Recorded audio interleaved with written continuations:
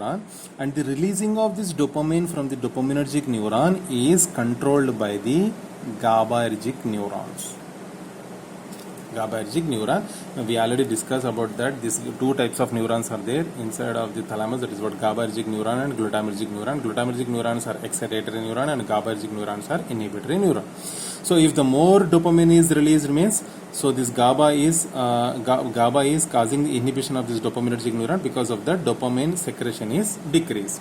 So means the dopamine is a secretion, so which is causing the euphoria. This dopamine released is depend on the GABAergic neurons activation. And now this opium is causing the inhibition of this GABAergic neuron. So because of the inhibition of this GABAergic neuron, there is no controlling in the dopaminergic neurons, means continuously they are releasing this dopamine. So that's why as these dopaminergic neurons are active, continually they are releasing the dopamine, and continuously the person is feeling a euphoric condition, euphoria they are feeling. So that's why it is in China it is a offense if you take the opium. So here in India also it is considered as we should not take this opium. So that's why how these drug addicts are addicted people are taking these opiates in IV, which gives the euphoric action. Now next, respiratory depression. Respiratory depression. It is causing a respiratory center is also there na, in the brain, in the CNS. So in that respiratory center is also depressed by this opium. So because of this, and also those who are addicted to this opium, the people are die. So the only reason is because of this collapsing of this respiratory center. So because of at higher doses, this respiratory center which is responsible for the respiration, this respiratory center is completely collapsed. Because of that, there is no respiration is occur. The hypoxia condition is reached. Because of that, the person is died. So the only reason of the opioid poisoning person is dead is only because of this respiratory depression. Next, we also know that the codeine is also used as a cough suppressant. I'm not going to discuss about this because of the whatever the cough center is there, that cough center is also suppressed by this using the codeine. Next, the body temperature, that is what thermostatic controlling center. Thermostatic controlling center is available in the hypothalamus. That thermostatic controlling center is also inhibited. So because of that, temperature is inhibited. Actually, this opium is used where the cold regions or cold environment is there. So in that area, because so to maintain the body temperature is increased. So fever type of temperature is arised in the body. So in that, to avoid that type of a condition, so people are taking the opium. So this opium decreasing the temperature. That is the one thing. Next, by acting on the vasomotor center, it is also showing its action on vasomotor center. So by showing its action on vasomotor center, it is causing the decreasing the CTZ. So we know that the CTZ is responsible for vomiting and nausea. So in this opium poisoning persons, there is no vomiting. Why? Because these opiums are decreasing the CTZ center. Because of that, so that there is no vomiting sensation in the opium poisoning. But meiosis is occur. What is meiosis? Meiosis is shortening of the or constriction of the pupil. Constriction of pupil. So whatever the eyeball is there, so this pupil size will be decreased.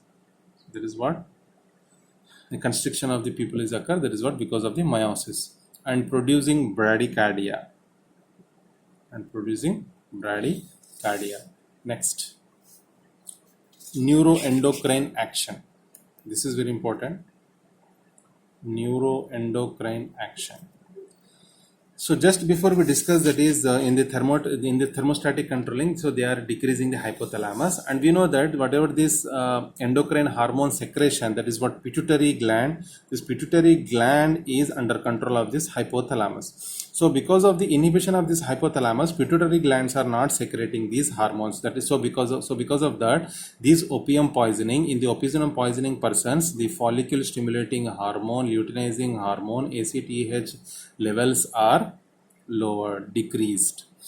But and also sex hormones are also decreased. So because of that, these opium poisoning persons, they are having a loss of libido, and irregular menstruation, impotency, infertility, loss of interest uh, loss of interest in intercourse. So like this type of conditions are there in the opium poisoning person. That is what irregular menstruation,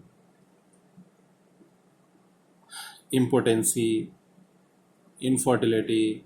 So all these type of conditions are appear because of this morphine action on neuroendocrine action. And one more is also there. This morphine can release this antidiuretic hormone. So because of this antidiuretic hormone releasing, so there is a decreasing in the urine volume. Urine volume will be decreased. And in the peripheral action, cardiovascular center vasodilation is occur. So this vasodilation is occur. If vasodilation is occur, means the BP is decreased. And next, GIT, the action on GIT, it is causing constipation, and all sphincter, that is what ileococcal sphincters are there, duodenal sphincters are there. All these sphincters are spasm is occur. And next, decreasing the gastric juice secretions. Gastric juice secretions are also decreased. So there is we can say that is indigestion problems are also there in the opioid poisoning patients. Now come to the opioid antagonist.